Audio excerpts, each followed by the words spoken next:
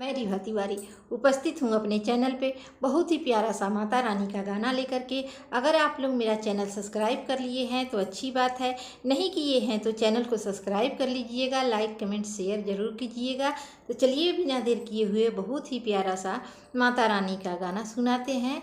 गाना को आप लोग पूरा सुनिएगा। रतिया सपनावा में अइलू गजब कई दिहलू ये मैया। रतिया सपनावा में अइलू गजब कई दिहलू ए मैया। गजब कई दिहलू ये मैया, गजब कई दिहलू ए मैया। रतिया सपनावा में अइलू गजब कई दिहलू ए मैया। रतिया सपनावा में अइलू गजब कई दिहलू ए मैया। हमारे मैया जी के लंबी लंबी केसिया, हमारे मैया जी के लंबी लंबी केसिया। हरे केसिया में गजरा लगवलू गजब कई दिहलू ए मैया। रे केसिया में गजरा लगवलू गजब कई दिहलू ए मैया। रतिया सपनावा में अइलू गजब कई दिहलू ए मैया। रे रतिया सपनावा में अइलू गजब कई दिहलू ए मैया। गजब कई दिहलू ए मैया, गजब कई दिहलू ए मैया। अरे रतिया सपनावा में अइलू गजब कई दिहलू ए मैया। रतिया सपनावा में अइलू गजब कई दिहलू ए मैया। हमारी मैया जी के काली काली अखिया, हमारी मैया जी के काली काली अखिया। काली काली अखिया हो काली काली अखिया, हमारी मैया जी के काली काली अखिया। काली काली अखिया हो काली काली अखिया।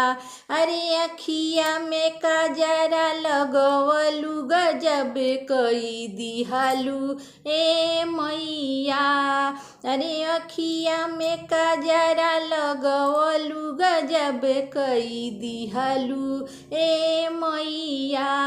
गजब कई दिहलू ए मैया, गजब कई दिहलू ए मैया। अरे अखिया में काजरा लगवलू गजब कई दिहलू ए मैया।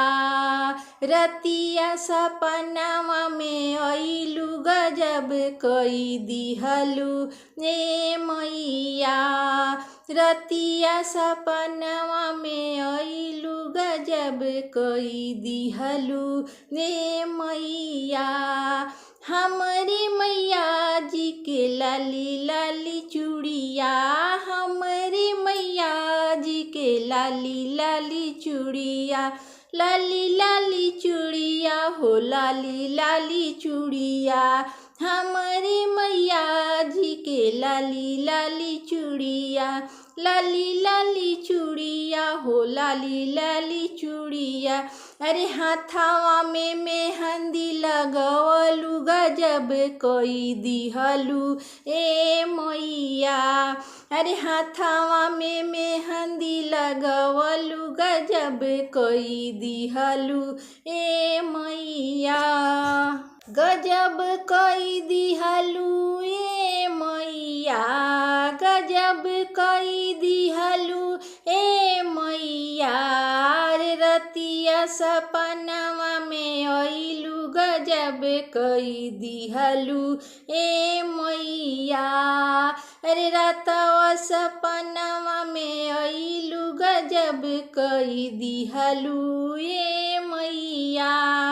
हमारे मैया जी के गोरे गोरे पौआ, हमारे मैया जी के गोरे गोरे पौआ, गोरे गोरे पौआ हो गोरे गोरे पौआ।